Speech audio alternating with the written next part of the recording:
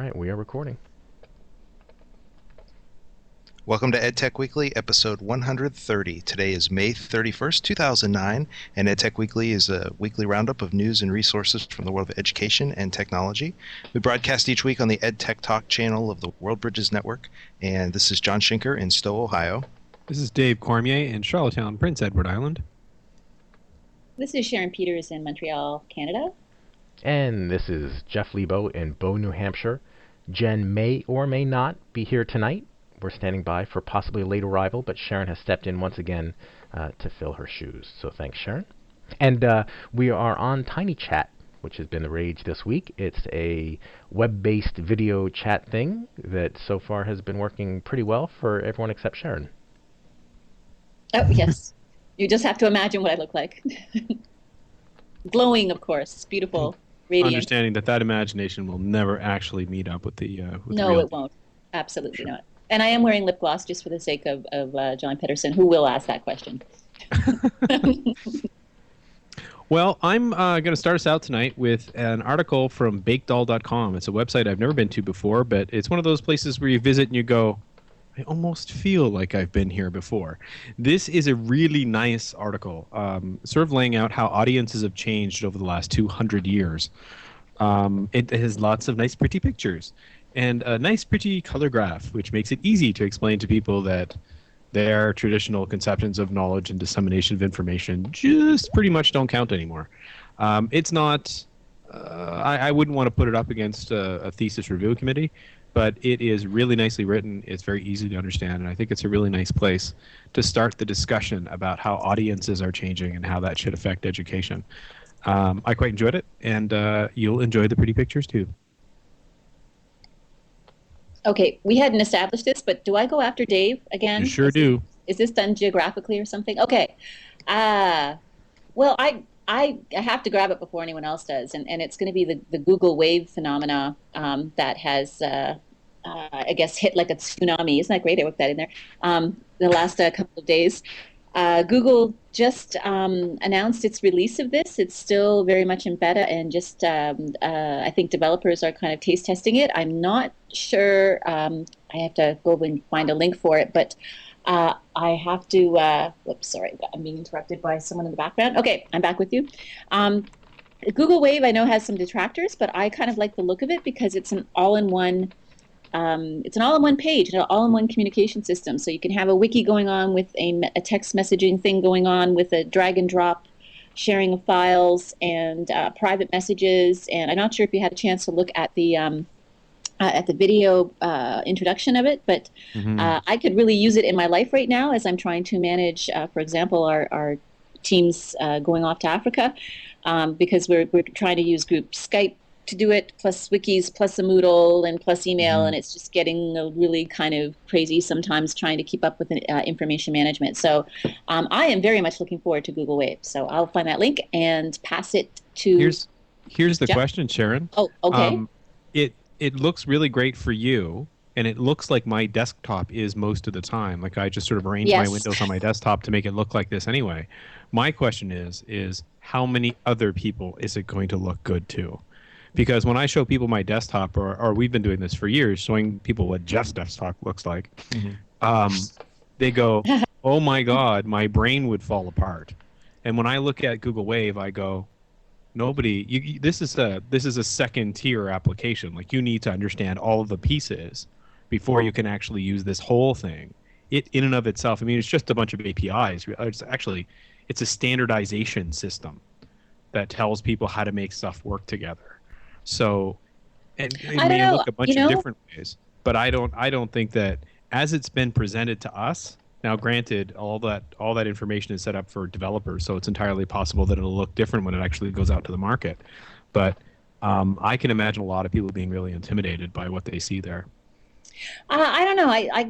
I just would disagree a little bit because of the whole Facebook phenomenon. And let's face it, Facebook has many of those features sort of built into it. But the difference being that Facebook also has all those really annoying advertising things going on there that just make me crazy. I would think that we're kind of... That's true, but Facebook has one at a time. This is all of them at the same time. Well, There's a it very is, big but difference no, there. you can have chat going in Facebook at the same time as you're actually playing a game, and there's a couple of features to it that can be simultaneous. Couple. But yeah, I don't know. We'll wait and see. But I mean, I know it would be great for my life right now, and maybe it is only a super geek, uber geek kind of application, but maybe more and more of us are becoming uber geeks. I'm I a don't know. believer. I think it's going to work. I think they'll figure out interface challenges. If there's anything that Google knows, it's simplicity.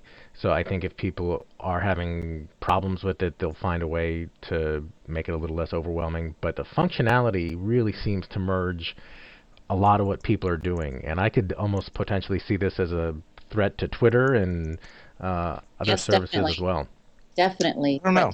But I mean, would you move? You'd have to get everybody to move at the same time. It's one of The those other things thing is, this is where the open source. network is. You can run this on your server. Yeah. I don't know. I'm not sold. It's also a case where you have a whole bunch of different applications coming together, and you have one provider. Now, granted, that provider is Google, who typically hits a home run with everything they try to do, or nearly everything they try to do. But it's hard to do a whole lot of things really well in the same package, and especially hard to do it when you're competing with those single-use applications. Can you do Twitter better than Twitter does, and at the same time do all of these other applications and displace all of these other tools? So I'm Stay not sure. tuned. I just wanted to address Sharon's echo issue. The problem is probably that you need to mute Dave in the Tinychat if you mouse over his window and mute him, which would just be a wonderful thing for life as well. I want to say hello to say hello to our first-time listener who left us already. I don't know, he's gone. Yeah, who asked what happens here? So we'll find out. Weekly round of news and EdTech resources. All right, I'm beginning with a bunch of bookmark links, bookmarklet rather. And for those who are wondering what the difference between a bookmarklet and an add-on is, a bookmarklet is just something, it's just like a link that you copy into your toolbar.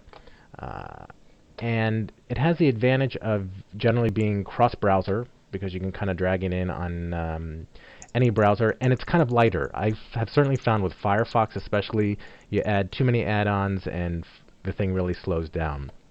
So bmlet.com is a place that you can find a bunch of bookmarks. They're ranked by the newest and most popular and tags and stuff. This other link is a guide to most useful bookmarklets for Chrome, Firefox, Safari, etc. One that I really like is the Get RSS bookmarklet, because that's one of my big complaints about Chrome, is that it didn't have an easy way to get an RSS feed from a blog or any site with an RSS feed that doesn't have the feed quite obvious. And so with this, you can just click your little bookmarklet and it will take you to a subscribe page, which is quite nice.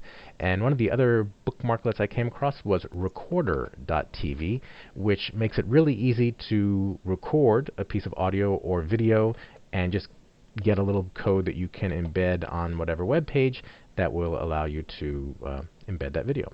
So yay, bookmarklets. Cool. All right, I'm going to open up with a contributed link from Vanillafish, and I don't know who that is. Someone new to me, and I want to thank them for contributing the link.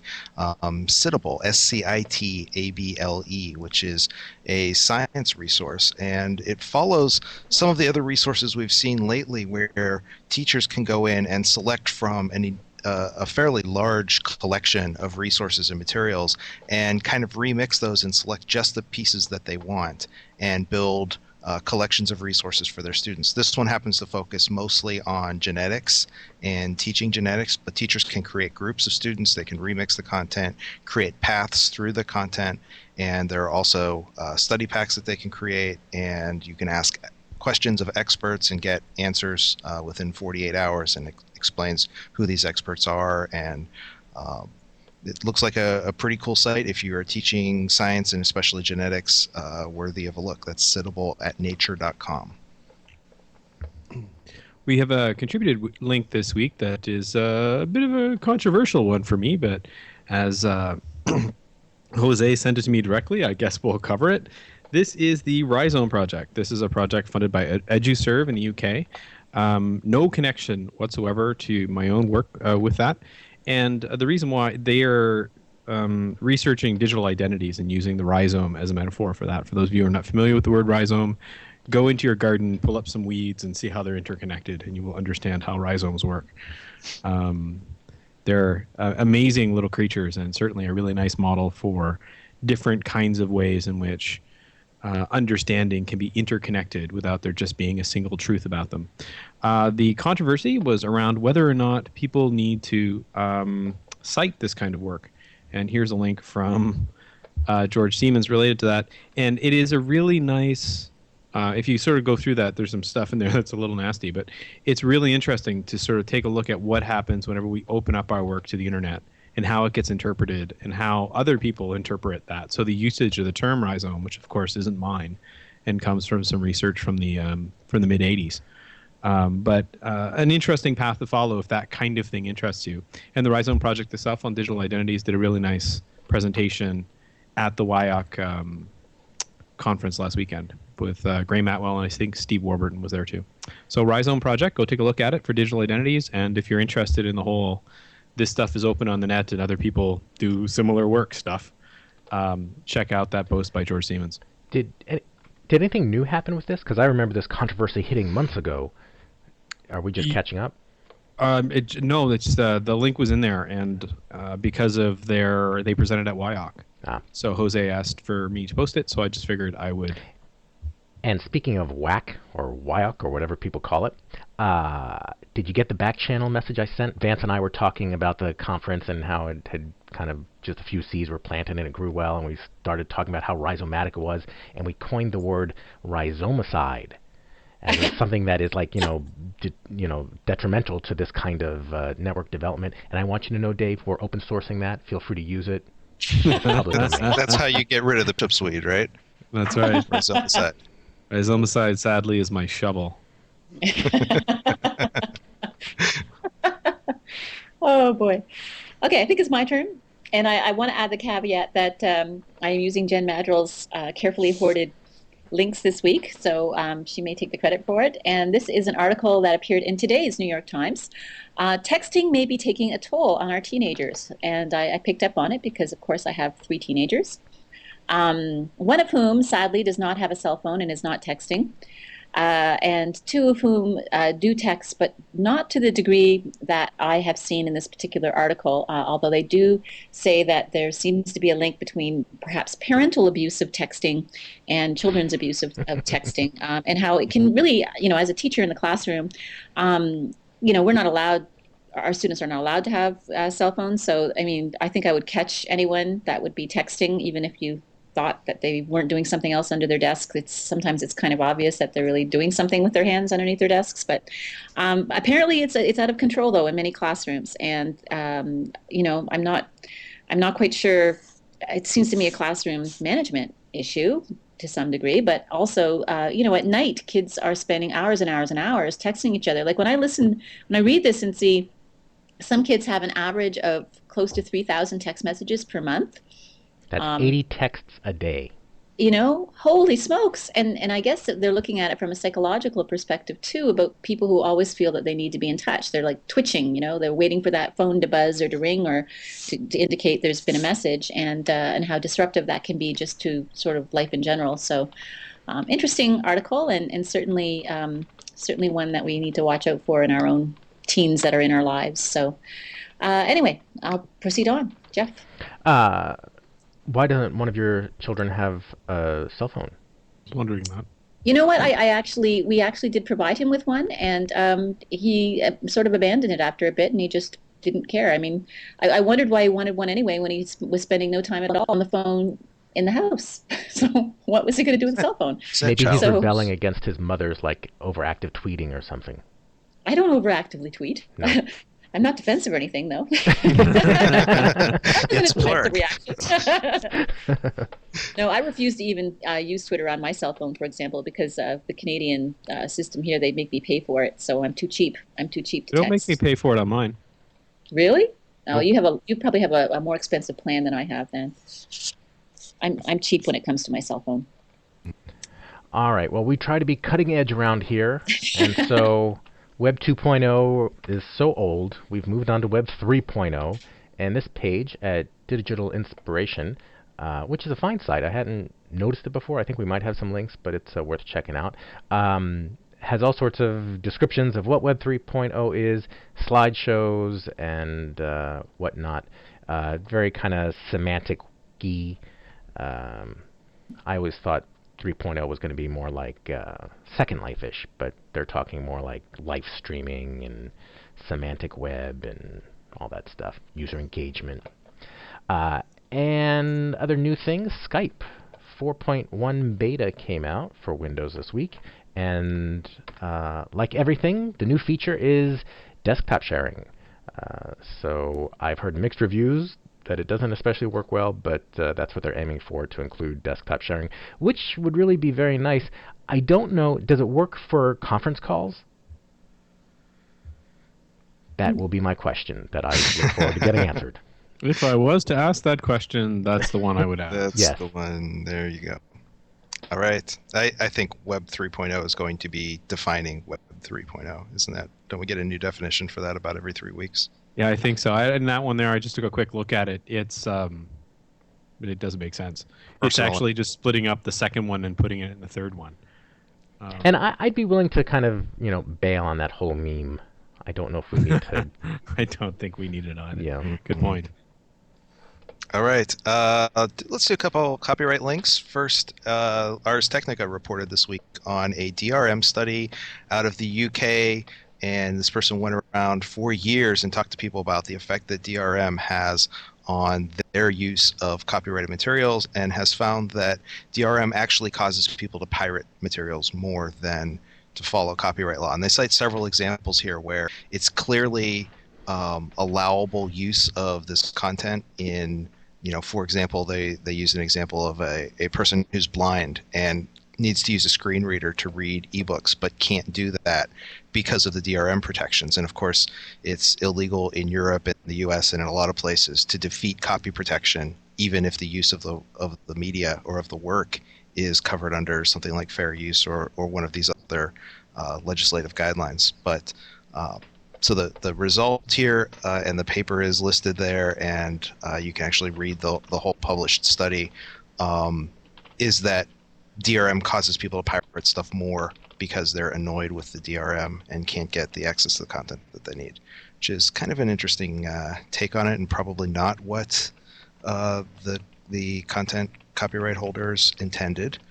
And a couple other links, one of which is Teaching Copyright at teachingcopyright.org, and this is a resource provided by the Electronic Frontier Foundation, who is kind of striking out against the material that was put together by the RIAA and others regarding copyright use.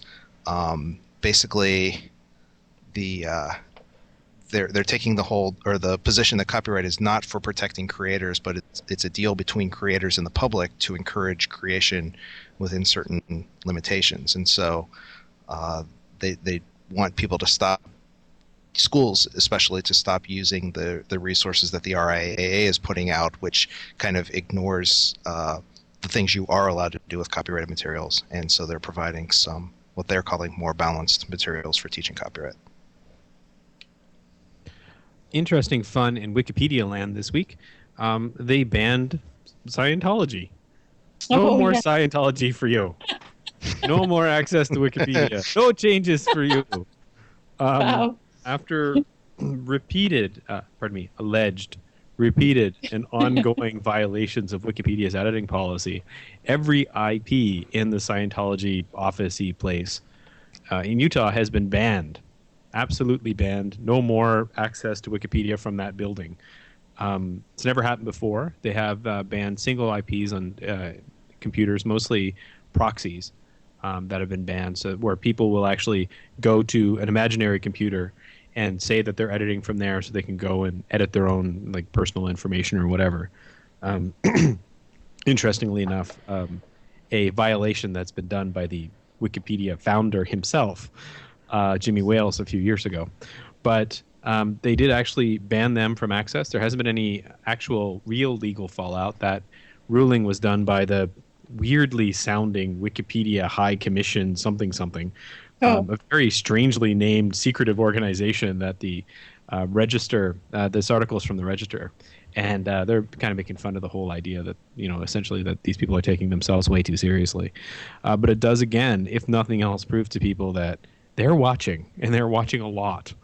And for those people who say that it's just a wide open, I mean, realistically, at this point, nobody should be saying this anymore, but I still hear it once every couple of weeks that, anybody can just go in there and edit whatever they want. Not so much. Especially not if you're a Scientologist. Haha.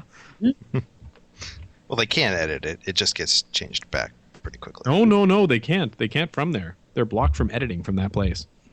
Well, right. But in general, if you're not a Scientologist. Well, you could be a Scientologist, I suppose, as long as you don't say it out loud.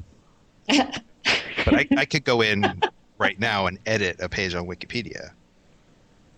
Right? Are you a Scientologist, John? Not No, that that's I'm a problem. You could be. I'm not. And neither is my IP address. Yeah. Okay. Okay.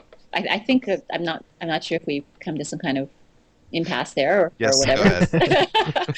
We'll move on. Yes, this is something else that Jen shared this week, and it's wegame.com. And essentially, it's this really very interesting social networking site that was set up for gamers. And I have a bit of a gamer in my life with my son, the previously mentioned son that does not have a cell phone. This is because he's spending all his time on gaming, doing gaming with his friends. And kind of cool because they've got built into it now the more that you kind of share with your screenshots and other activities on the site, the more gold you get, so there's a game built into the whole social networking aspect of it. So I guess that's to appeal to them in some way. So it's a way for gamers to find each other and to share things, and it seems to be very, very active. So a lot of fun. If you're a gamer, you might want to check it out. Do you notice that Jen knows a lot more about our links this week? She's very well prepared, more prepared than usual. Strange. But you had that one set up too? No, I'm trying to be funny. I'm hoping Jen. Oh, we'll listen to the show. Right. Gotcha. All right. Speaking of copyright stuff, Alec had posted a link to this, and a number of people have shown the video. It is great video of the kids at some glee club in New York City singing a Stevie Nicks song. And it's absolutely beautiful. Stevie Nicks said every time she watches it, she cries. But technically, this is illegal. And so, will the IRIAA take action against this? Kind of an interesting food for thought there. And beautiful song. If you haven't watched the video, it's worth a listen. Legalbeta.legaltorrents.com demonstrates a legal source of all sorts of torrents, from music to television, videos that are legal and using torrent technology. And speaking of torrents, Gary shared a link to another alternative to iTunes that I gave a shot. It is you have to download it by torrent, and I actually had some trouble with it, but worth a try, and I will get that link in there and stop my turn now. All right. I will throw in a couple quick links here while Jeff and Dave work out some audio issues. One is Booklet Creator at bookletcreator.com, and this is kind of a neat idea. I always mess up when I'm trying to make a booklet where you take a regular size sheet of paper and you fold it in half so you have this 4-page little booklet. And if you're doing that for a longer publication, and my wife does a church newsletter and does it like that, where you have 28 pages, I always print them out and get them wrong so the pages are in the wrong places. Basically, this site takes a PDF, you just upload a normally formatted PDF, and it creates the booklet for you and sends it back. No, Okay. we're not having any audio issues. No. That was so. What happened? Dave got dropped. I was just waiting for the phone call to end. I wasn't sure if that was all about. Well, Sorry. then I thought I saw Jen online, but it was actually her cell phone again. So Okay. We'll make more prank We calls could to call Jen her during the cell post phone show. again. Yeah. So this week, I didn't know if you were. I didn't hear the first part of your thing, John. So I just wasn't sure if you were finished. I was waiting. I could be done. I stopped because the phone was ringing. Man, So it's we all really Jeff's lost fault. our Then. We rhythm. would have gone through that whole Nice. process if Jeff hadn't gotten greedy. Yeah. Okay. This week, actually today, I have finally taken the time to look at Prezi. I know that John had said great things about it from his presentation. I'd taken a look at some of the stuff that he'd done and some of the stuff that I've seen around. And I was like, oh, wow, that looks very nice and everything. And then I took a look at it. It is mind-bending. The link that I have here, though, is actually to their instructional material, which is excellent. And it's one of the very few places where I've seen where you've got a complex task to do because even though the interface is reasonably intuitive, it's a complex task. Setting up any kind of presentation where you're going to stand in front of a bunch of people and say stuff is a complex task. But they've done a really nice job if you actually take the time to read the first two, especially watch the first two videos. And I watched the two of them, went back and did it, came back, watched them again, did it, came back, watched them again. And by the end of that process, pretty much had a handle on the interface. And how everything went. It was really, really good. The Prezi itself, if nothing else, it's wonderful for brainstorming for yourself to just sort of get your ideas in order, and would also make a really nice platform for making any number of instructional videos. So you could build up whatever sort of path you wanted to follow if you're going to try to explain something, and then record it with something like Jing. I looked for months and months and months at one time for any kind of system that would allow me to easily sort of organize pictures and whatever else in a sort of an instructional video kind of way. Prezi is just a dream for that. And actually, Bonnie, my partner, first time she looked at it, went, "What a fantastic way to put together any kind of instructional video."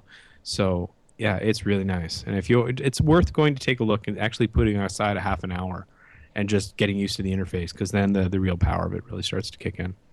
And like I say, just for brainstorming, if nothing else, it's really cool. Wow. Yeah, kind of like David, a mind mapping tool. Yeah, no, it's a great mind mapping tool. You move these objects around and rearrange them and stuff. Well, with that kind of endorsement, I have to check it out. That sounds pretty amazing. The other thing that's really cool about it is that it's not PowerPoint.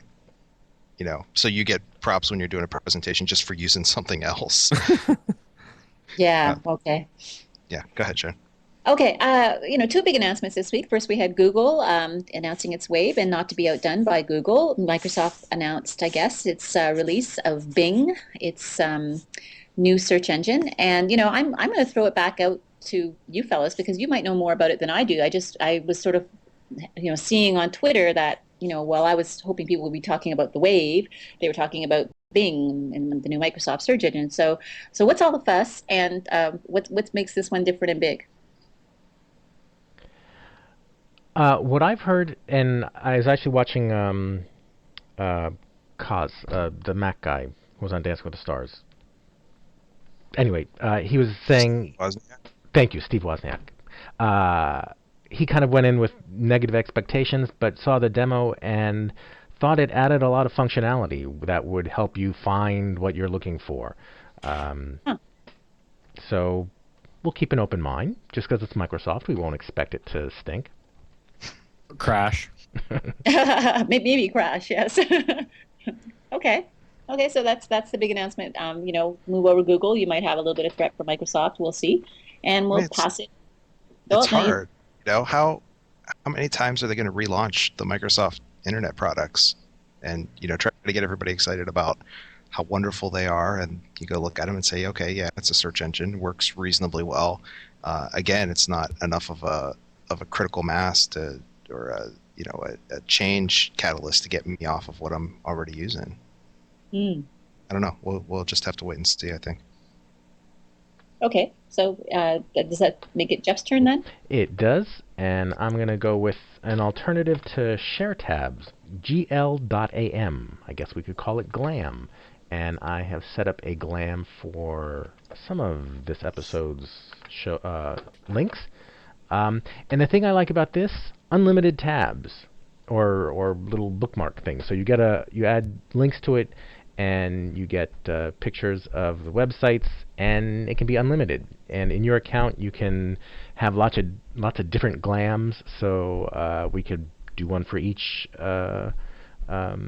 episode, and it would just be all in our account, so we could link to just that one thing. So very similar to Share Tabs, just a little bit extra functionality. So I thought that was good. Yep. Does it? I mean, what I don't like about Share Tabs is that you can't add anything to it after you sort of hit that button. Can you No add problem. anything to this one? Yep. You can. You can add, you can delete, you can edit, you add Oh, annotations. that's cool. Okay. Yep. I was very satisfied with it.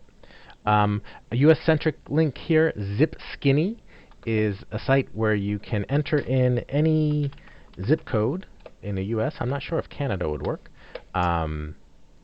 And it gives you all sorts of information on that zip code, from, I guess, census data, lots of demographics, so could be useful for US-based student research. And speaking of US-based stuff, Obama named the cybersecurity czar this past week, which generally was greeted with finally, the government's really kind of paying attention to stuff that they should have been a little bit more aware of for years.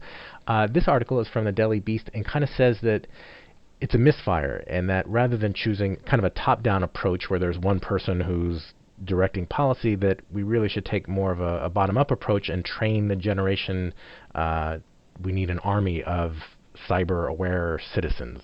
So I don't know if it's necessarily that sounds kind of one scary. or the other, but some of them might be Scientologists. And that's the end of my potpourri turn. Okay, a couple websites for creating websites. The first is Zimplet, which was contributed by I. Hancock this week. And that is an interesting site because it allows you to create a website that you host yourself. You have to have your own server for it, but it basically manages the HTML files. So if you think old school, when you were using, Netscape Composer or whatever website editing software you used to use to create these web pages and upload them to a server, works kind of like that, except that it has a web-based interface to edit those files. So it's very different from a content management system where you actually have all of that data stored in a database and you present it with different themes. This is actually a way to edit the HTML itself, and it's a little toolbar that pops up and runs in JavaScript and is actually pretty cool and has a reasonable amount of functionality. So if you want a simple website with just basic text and graphics and links and that sort of thing, that'll do it, and it's free. The other one is Mugo, which is one of Jen's links, and that is more of a hosted content management solution. It's free to try for 7 days, and after that it has ads unless you pay, I think, $5 a month for it. So if you're looking for something for a website and you don't want to use one of the content management systems or blog systems that we talk about all the time, those are a couple simple ones. To start off the last round here, I just have two links to drop in. One which I clicked a little too early in the middle of John's last round, and this is to an blog post called "Kurt Gödel is laughing his ass off right now," which is a not a stellar revisiting to the whole Wolfram Alpha debate. It is more of an assessment of Stephen Wolfram himself, and also some of the quirkiness about how the system is built and whether or not that ends up being useful. It's a polemic and not a particularly nice one, but there is some really interesting information there about Wolfram himself and where he comes from and what the story is there, which I saw and read at the edges of a lot of discussions from Uber geeks who were talking about this and was wondering why it was there. Apparently, Wolfram himself is a bit of a character inside the community. This sort of gives you the backstory. The other one is a really nice little slide share that I found this week, which is called Enterprise 2.0 Knowledge Management. And I don't completely agree with everything in here. They seem to think that audience is the only thing that actually drives people in the sort of era of sharing, and that somehow there being an audience makes people want to share, which of course, if for those of you who buy into the extrovert-introvert sort of debate, means that only we who love to babble to hear our voices are the people who are going to share inside this model. But other than that, there's some really excellent slides on here. and it's well worth flipping through. I'd be surprised if you could get all the way through these 51 slides without finding 2 or 3 things that would slide their way into your presentations as well, or sort of have some effect on the way that you would end up working. And I mean, slide 24 was the one that a couple of people did pick out. The old knowledge management system doesn't work because it defines knowledge as a transferable good. It demands knowledge sharing without providing an audience, and it wants to manage knowledge. And it's that idea of management that's not going to work in the 21st century. It's a nice set of slides, and it's got 69 faves and 27 embeds on SlideShare. So apparently, some other people think so too. Okay. Well, this is another one of Jen's that she had stored up, and it's called weblo.com. And I really, at first did not get it. So now that I've sort of read a little bit more about it, it describes itself, this is quite entertaining, it's a parallel universe that is only virtual world based on the real world. Members own and manage websites that are virtual replicas of real cities, states, properties, domains, and celebrities. They earn real money via hits, internet ads, and by selling or auctioning assets for a profit. It looks like it's almost like Second Life, only two-dimensional. I don't know. It's entertaining to me that places like this flourish or at least exist. I'd be really wondering how popular it is or what it's doing, how it's doing. And I don't think this is in our links, but that reminds me of a story I saw this week about Twitter possibly producing a reality show where people would oh my goodness, it would kind of be around celebrities and following their tweets and playing games and stuff. And Ashton Kutcher, who is the most followed Twitterer out there, said if they do it, he's going to stop tweeting because it has the potential to really encourage stalking. That's interesting. Yeah. And if we had that, we could talk about it, but we don't. So I will move on. Were you finished, Sharon? More or less. I don't know if this is recession driven or if this is, it says, virtual world, real profit, or if this is I don't know. It strikes me as being kind of lame, but that's just my initial opinion of it. So, yes, go ahead, Jeff. All right, last round fun. Begins with nothing special. Another YouTube video capture, but it works. Farky.com, and you can download it in a bunch of different video formats. An interesting site I came across, altuse.com. Not especially EdTech related, but lots of interesting alternative uses for common items. For example, aspirin can be used to treat acne. And mice, if you need to get rid of mice, the most effective mousetrap apparently is shotgun. Well, that does have some side effects. Instant potatoes. If you scatter it around, they will eat it. It will expand in their stomach, and bye-bye mice. Oh, poor mice. Yeah, so I mean, we don't mean to be, inhumane or anything, but if you've got mice. And this last one is absolutely amazing. This is real cutting-edge technology. This is a piece of software that cleans your monitor for you. Really impressive. Here it is. I'll put it on the Ustream.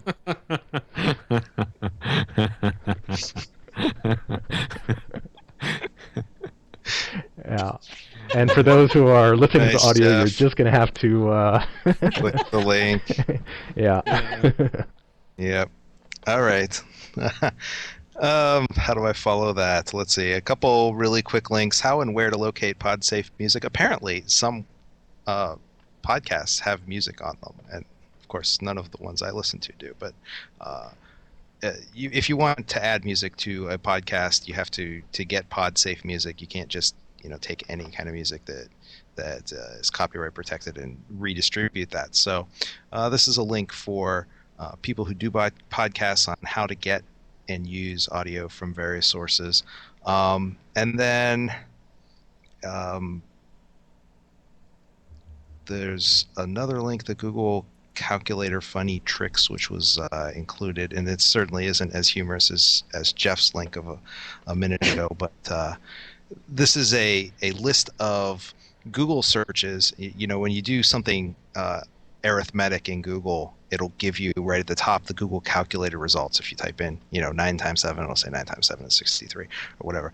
And this is a bunch of You do, yes. But if I say $150 Canadian, it'll convert it into real dollars for me. So this is a case where people or they've found some ways to trick the calendar or some errors in the calendar, and so or the calculator, and so it'll give you some unusual results. So thought that was kind of humorous, and I'm done. So I have Christmas lights behind me because Oscar really likes Christmas lights, and they don't come down. That's a good reason. And I just want to mention, you don't have to flee right when we end the show, because I'm thinking for the post show we can have a Tinychat party and see if we can break Tinychat, because that's always fun. Yay! All right, I think we I've want to already thank. broken it, but anyway. We want to thank everybody who contributed links this week, and remember that you can do that if you're tagging links in Delicious. Just add an additional tag of FOR:EdTech and that'll go into our collection of links, and we can review that and use it hopefully in a future show. And we want to thank Sharon for joining us again this week. It seems like you're here as a regular now, and want to thank you for coming out and sharing your links with us again. And we will be back next week for EdTech Weekly 131. Now, see, with video, I could see that he actually checked to see what episode was going to be next week. The number, checked the year, actually said the right year this time. All right, That's come how I play know with us listens in to the... me. Oh, Dave is on top of it. I think Tinychats host up to 12 people. 12, I'm told.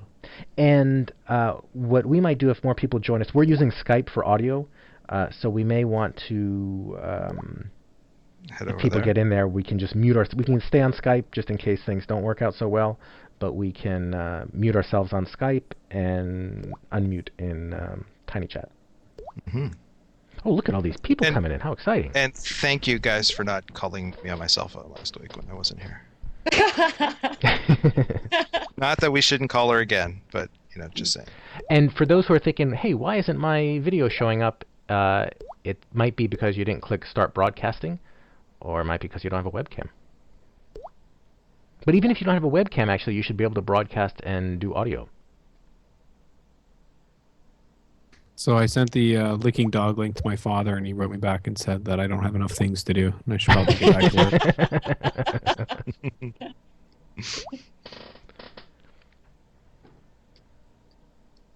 Dave is just entirely in the dark, isn't he? Wow. Well, he is, and then occasionally he comes into the light. There's Dave's hand. Now, why aren't we seeing video from anyone?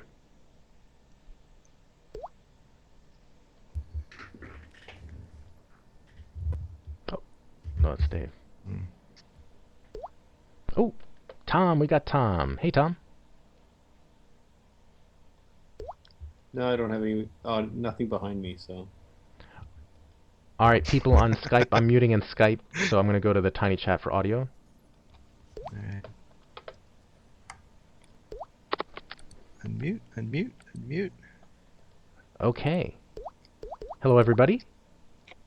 Hey, Jeff. Tom and Jeff and Daryl, are you able to hear us, and can you speak? Yeah. Hey, Tom. I can't hear anyone. I heard Tom.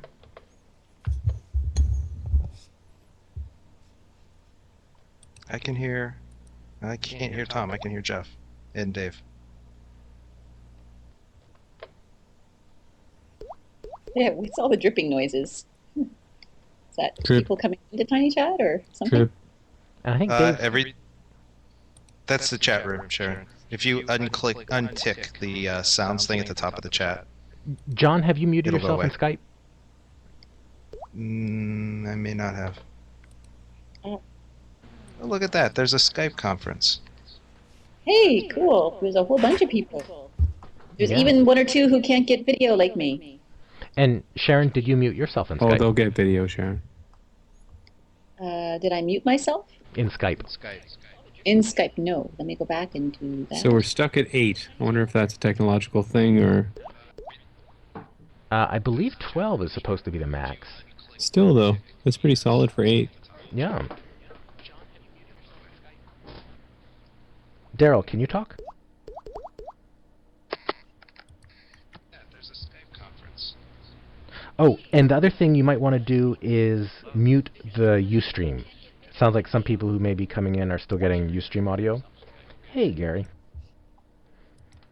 There's 9.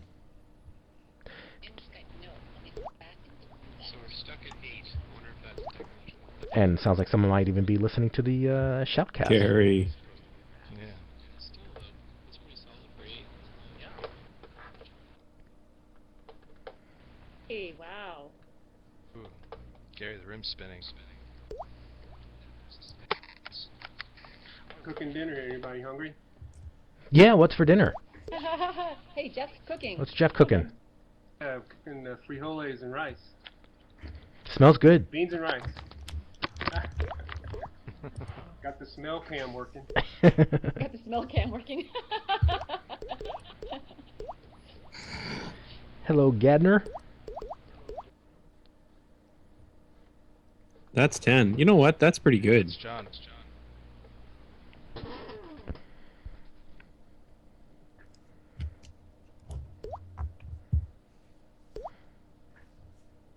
And audio's not bad.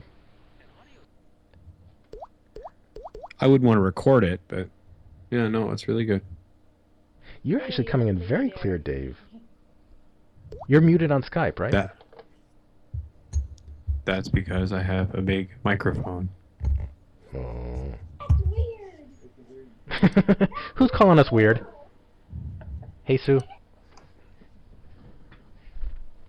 Children wandered into the kitchen. So anybody want to share any links or ask any questions or make fun of Dave? Make fun of Dave, that's a good one.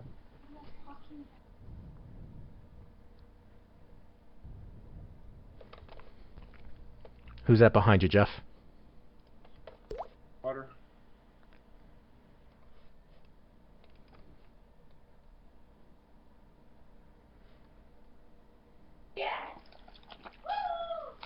What's Dad doing?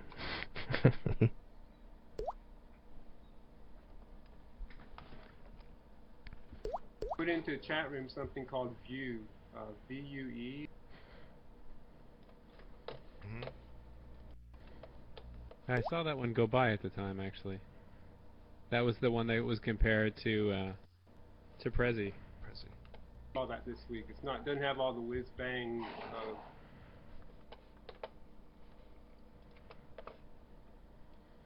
Acquisitions that you have.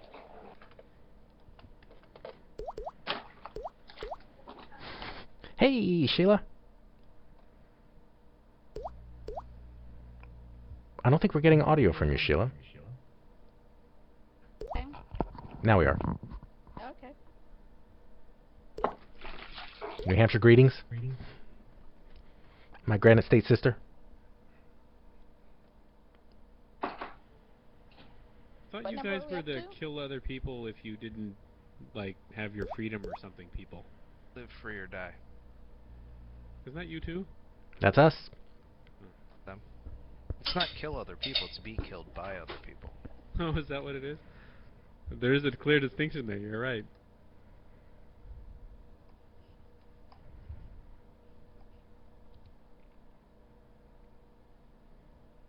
So who has stuff to talk about? Daryl, how have you been? I haven't talked to you in a while. We're not getting audio, Daryl. Why aren't we getting audio?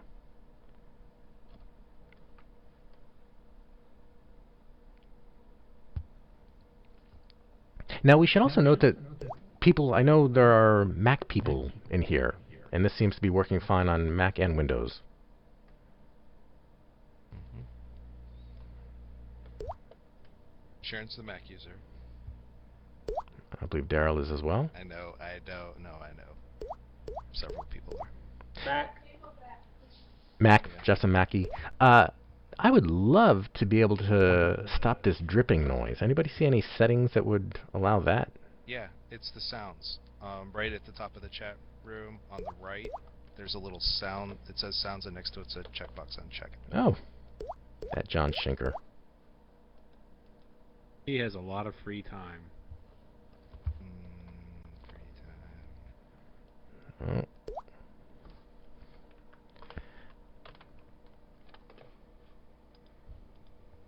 That's really not bad. And, you know, I've noticed that this does consume a lot of memory. Like, as soon as I open a Chrome tab with this, it was taking almost 250K of memory, or 250 megs of memory.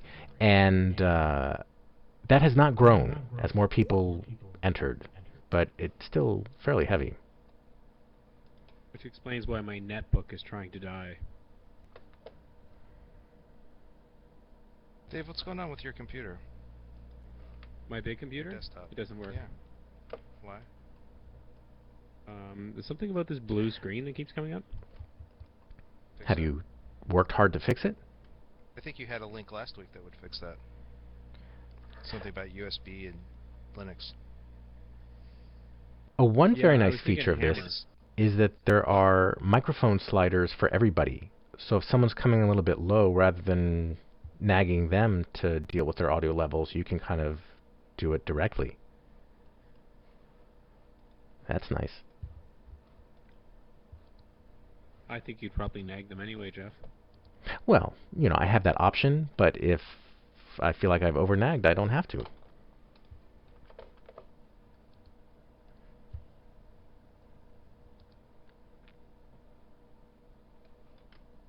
Didn't get that, Sheila.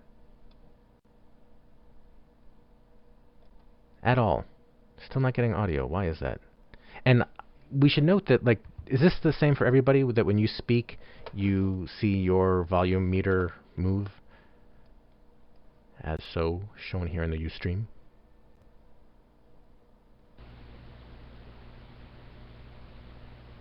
And Daryl, I see your lips moving, but nothing's coming out. Oh, and I guess we lost Sharon, who said she had to go at 8, so I suspect that might be the cause. Yes.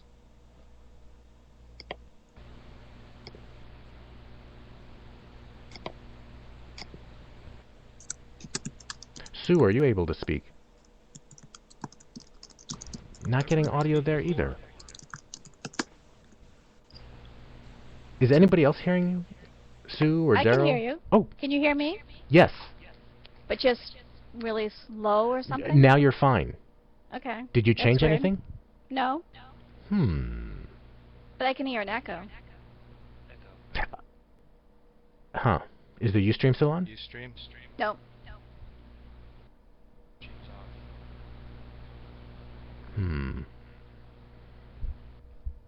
Gadner, do we know you? It's John Rundag. Oh, that's John Rondag.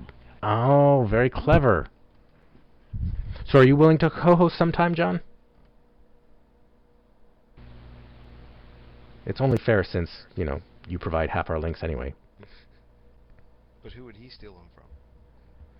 He wouldn't have Yeah, to. it's He'd really not actually like know being on the something show about the unless you links. can steal somebody else's links. Does anyone hear me? Hey, Mrs. Durf. Hey, I heard B too. I'll mute now. You don't Does have anybody to. hear me now? Yes. I hear you. Can. Okay. What happened? It wasn't letting me choose my headset. Huh. And I still have a message on the bottom that says headsets eliminate echo, so. So do I. I think they... Does everyone have that? That was my Yes. problem. I have it It too. came and it chose the Yeah. sound card instead, and I had to go in and fix it at the top of the settings. Yeah, I had to go into system preferences and then choose the headset again, and then come back in, and it seemed to work this time. And Techie Turner? We're not seeing any video, but is your audio there?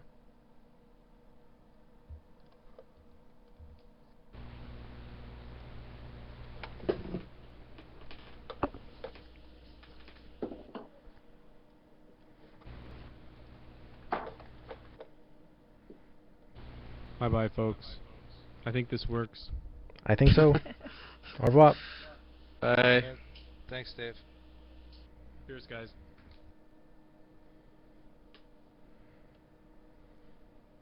And Sue, still no audio from you?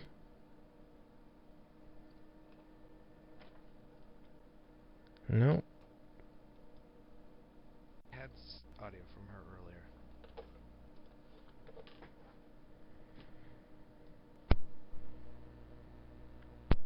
I heard somebody's mic do something. Yeah. So getting back to an earlier question, how are you, Daryl? Not too bad. I went to the Makers Fair today, which was great. What's that?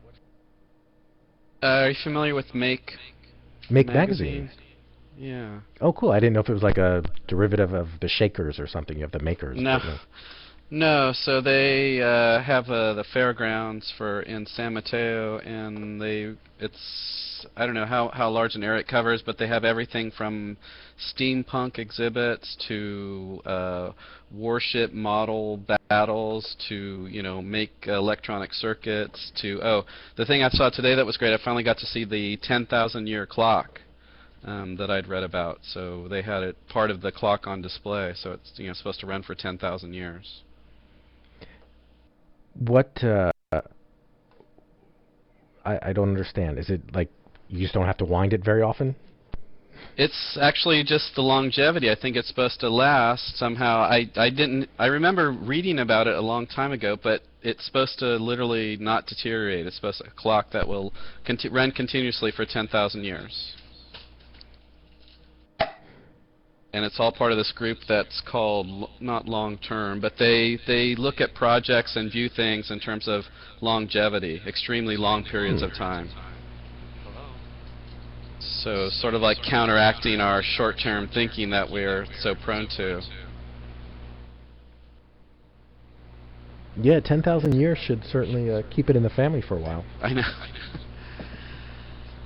So yeah, lots of things like that. Lego Model Club. There was one club that all they do is recreate R2-D2 robots, and but it sort of had the feeling of the Burning Man. There's lots of sort of Burning Man groups there as well. Hey, Daryl. I think Techie Turner said hello. Want to say it again, Techie? Sure. Hello? Yeah! You hear all that, guys? We gotcha. Gotcha. I can hear you. I had to turn my microphone way up to where it's in the red. And I have your volume maxed here, and you're still coming in fairly low, but we can definitely hear you. I'm going to go into settings and see if I can turn on my microphone from there too. Good luck. Good luck. And I guess the Pro version allows you to record. Do we know if that's what kind of recording that is, audio or video? The first time I played with this was earlier in the week when everyone was on.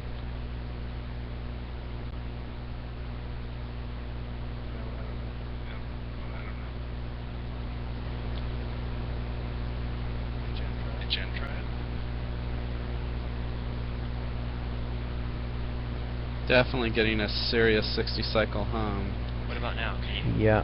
That's Techie. Still pretty low. Okay. And that hum is coming from Techie Turner.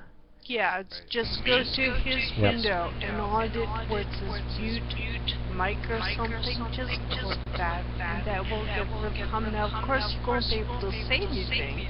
You'll have to wave it as wildly or something. It almost sounds like your microphone is picking up either your webcam mic without a headset. Do you have a headset on, Techie Turner? I do. You do. And your mic... I just boosted the level of the microphone, so let me go back in and turn that down. It almost sounds like it's getting your onboard mic or something. Or that there's a connection that's not. Yeah. I'm... Connections that I've had that problem. I have a really long microphone cable. 25. No, it's about 6 feet.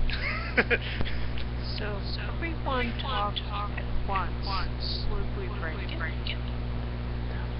I don't think so. I think it's pretty much Not full quite sure. duplex. Well, that's no fun. Oh, I think Techie just muted himself. He probably did. You embarrassed him. Or her. Don't Hey. know. We honor the troubleshooting spirit here. yeah. Yes.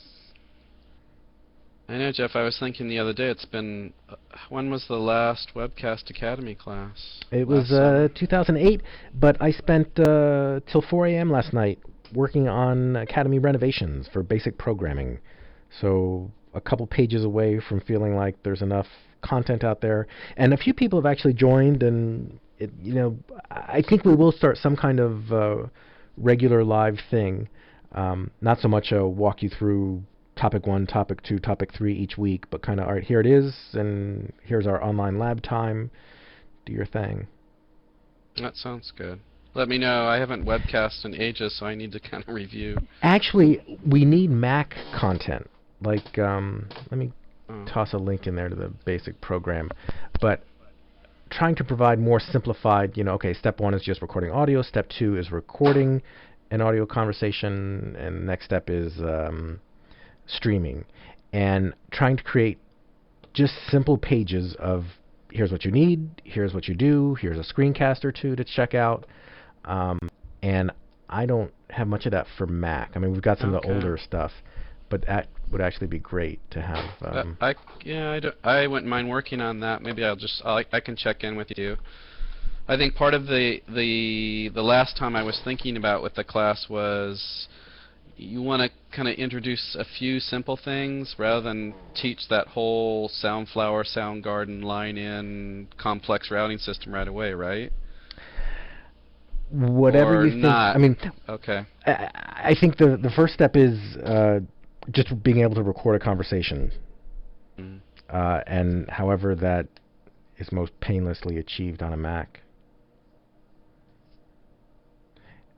And then, I guess using the different streaming options, so Ustream or Shoutcast or whatever. Right, okay. So People here in New Hampshire that want to do it. Excellent. Now, do you know if most of those are Mac people or Windows people? I think they're Mac. Go, Sheila, go. Okay. Yeah, you're all set, Sheila. You've got it all figured out.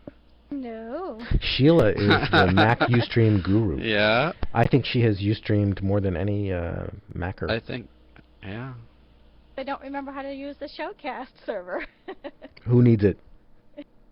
Actually, I mean, I would kind of encourage people to start with the Ustream, because it kind of lets them do their own thing if they want.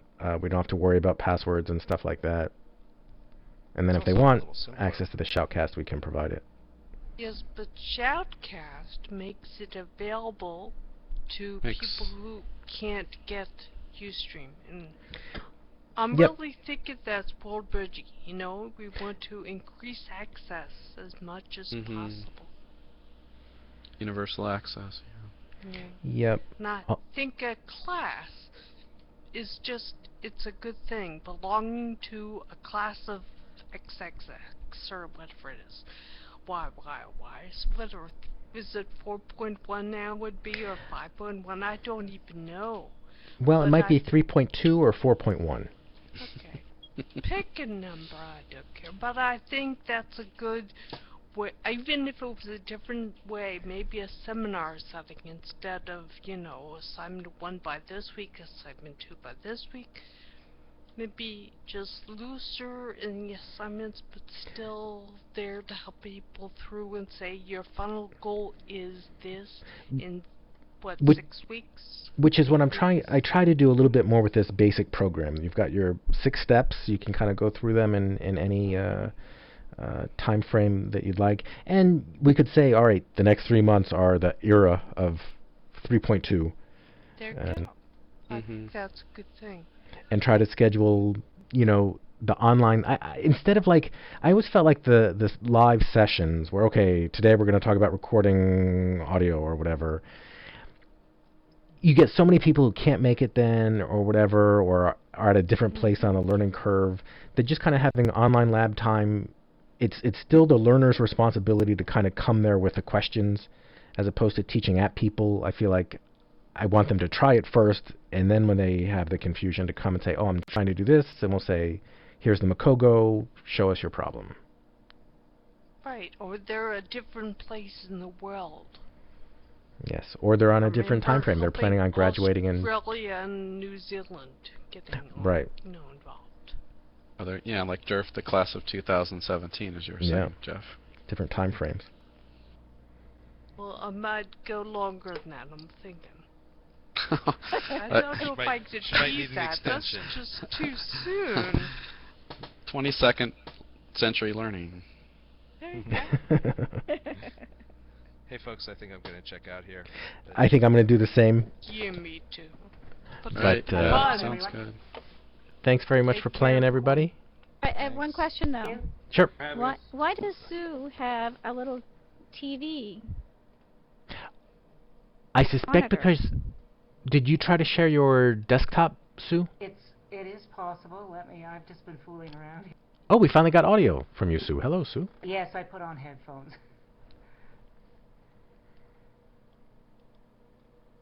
That's right. If you click that little thing, you will get Sue's desktop. A picture of it. Now Jeff started sharing, it looks like. Oh, yeah? Huh. Oh, and I didn't. yeah. So yeah.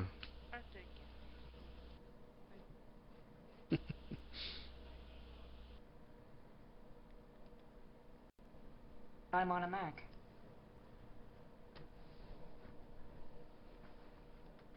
Sheila, are you on a Mac? Yes, I am. You're in Maine, are you? New Hampshire. Oh, I see. No, you started sharing, Sheila.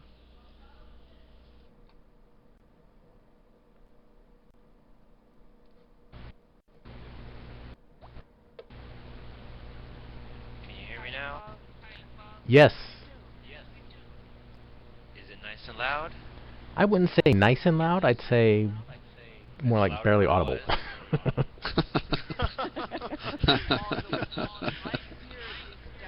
And we still get echo when we speak, so it makes me think that some kind of sound configuration is off. Crazy, because what happened, I had to close my Firefox. It just crashed after I logged out of Tinychat. It just crashed, and then I turned off my TweetDeck, and everything just crashed. So let me go back in my settings and see what I can do. All right, and I think we're actually going to be signing off, but this is fun. Yeah, I concur. We'll have to continue. What kind of background are you using, Jeff? I'm sorry, say again, Sue? What background are you using? Do you have a background screen? He's in the cave. Oh, me? Yeah, this is just darkness. I webcast in space. Oh, so if I turn off the lights, I'll have a Earth back. I like the Earth. Oh. I like your green screen. Yeah. I don't even have a convenient light. Yeah, I always work in the dark. Much easier on my eyes. Heading out. All right. Bye, Sheila. Bye, everybody. Bye. Have a good week. You too. Bye.